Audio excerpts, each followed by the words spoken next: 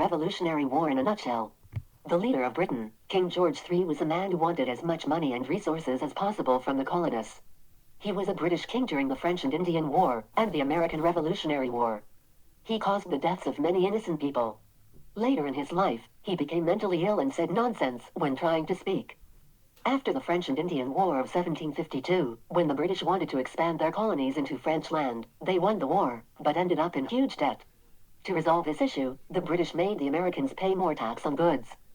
They also didn't let the Americans expand their colonies westward via the Proclamation Act of 1763. This prevented them from expanding westward into French land. The British did this for the colonists' safety. The first thing the Americans had to pay a larger tax on was sugar, including products with sugar in them like molasses and rum. When the British passed this tax, it was called the Sugar Act, and it was passed in 1764. A year later in 1765, the Stamp Act was passed, which forced the Americans to pay tax on all their purchased papers and documents. That same year, the Quartering was passed, which forced the colonists to let British soldiers live in their homes, use their things, and the colonists were forced to cook them food because the British soldiers had rifles, and nobody wanted to get shot. There was a man named Patrick Henry who signed the Declaration of Independence later on during the Revolutionary War and gave out a speech against the Stamp Act called, "Give me liberty, or give me death." He meant that he was willing to die for the good of his country. Later on, the Townshend Acts were passed in 1767, composed of multiple acts including the Tea Act, which taxed the Americans on British goods imported to the United States. There was a group of ladies called the Daughters of Liberty, who helped boycott one of the Townshend Acts on clothes by making their own clothes and selling it to others.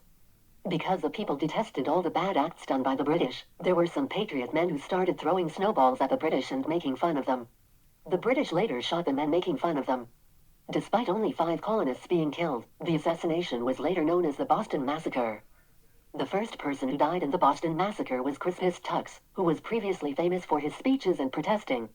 Later on, to protest against the Tea Act, some colonists started throwing tea out of a British ship at Boston Harbor. They threw around 300 chests worth of tea, which is a lot.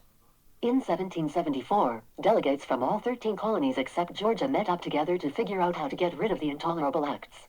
The event was later known as the First Continental Congress, also known as the Townshend and Quartering Acts. In 1775, because of how much the British lost from the colonial protests, the British decided to declare a surprise war on the colonists. There was a man named Paul Revere who saw the British coming by sea at the coast of Massachusetts in 1775, and started riding his horse to Lexington and Concord to warn the colonists about the British coming, by screaming, "The regulars are coming! The regulars are coming!" This is where we start entering the Revolutionary War. The first battle of the Revolutionary War was the Battle of Lexington and Concord. The first shot of the battle was known as the shot heard around the world. No one knows which side shot first. Luckily, the Americans won the battle because they were in a scattered military position and prepared, which kept them safe, while the British were standing in open rows easy to shoot. Later on, in an event known as the Second Continental Congress, delegates from all 13 colonies met up to discuss how to win the war. A man named George Washington was chosen as leader of the Continental Army. One of the people who came was a man named Benjamin Franklin, who was a great inventor, artist, and politician. He had many jobs and was a creative person. One of the things the Second Continental Congress did was send 2 petitions to the king explaining why they hate him and why they want independence. The next major battle of the Revolutionary War was the Battle of Bunker Hill in 1775. There was also the Battle of Bunker Hill. The British won the battle because the colonists ran out of gunpowder. Despite the Americans losing the battle, it made many loyalists change their mind and become patriots, which helped the colonists win many of the other battles they fought later on. There were many other smaller battles, most of them with an American victory, because the colonists were safely scattered, while the British were in precise open rows, as mentioned before.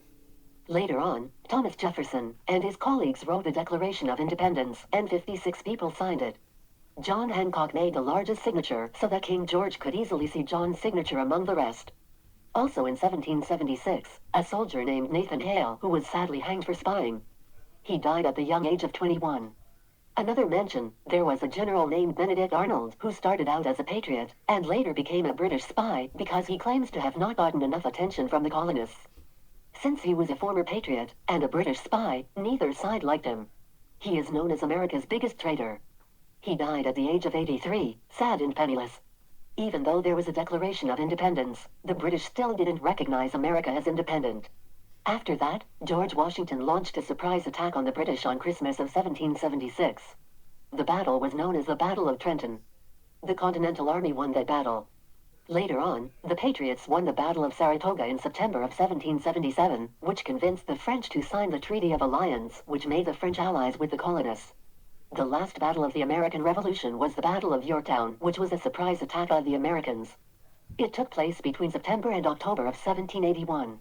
It was a surprise attack on the British fort of Yorktown. After that battle, the Treaty of Paris was signed, which gave the United States a government and recognition from the British. It marks the end of the American Revolution.